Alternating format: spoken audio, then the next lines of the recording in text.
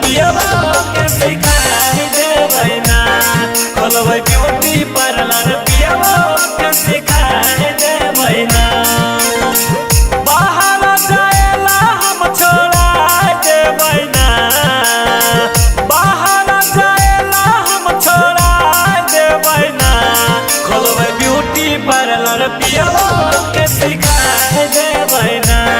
खोलबै beauty parlour पियवा के सिखाई देबै ना।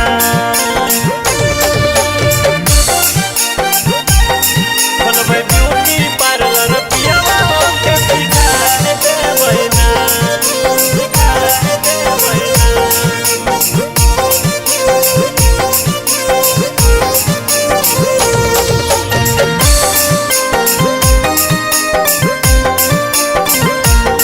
खोलबै ब्यूटी पार्लर पियवा के सिखाई देबै ना। नैहर में रह के एक साल जे सिखलिए बढ़िया आमदनी होबै छै।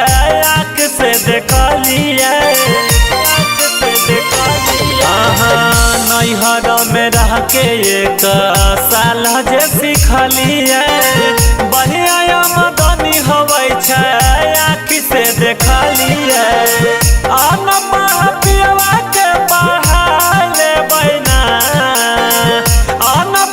पियवा के पढ़ा लेबै ना। करबै ब्यूटी पार्लर राजा जी के सिखाई देबै ना। करबै ब्यूटी पार्लर राजा जी के सिखाई देबै ना।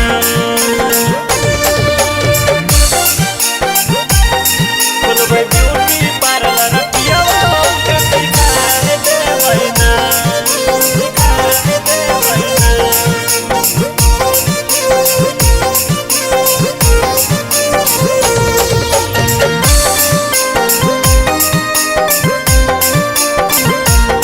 खोलबै ब्यूटी पार्लर पियवा के सिखाई देबै ना। बड़ी सुकवार हमार पियवा सुरेश हो। जाए नहीं देबै राजा जी के परदेश हो। जी के परदेश बड़ी सुकवार द्विजा नंदन सुरेश हो। जाए नहीं देबै राजा जी के परदेश हो। टोला पड़ोसियन के देखाई देबै ना। टोला पड़ोसियन के देखाई देबै ना। करबै ब्यूटी पार्लर पियवा के सिखाई देबै ना। करबै ब्यूटी पार्लर पियवा के सिखाई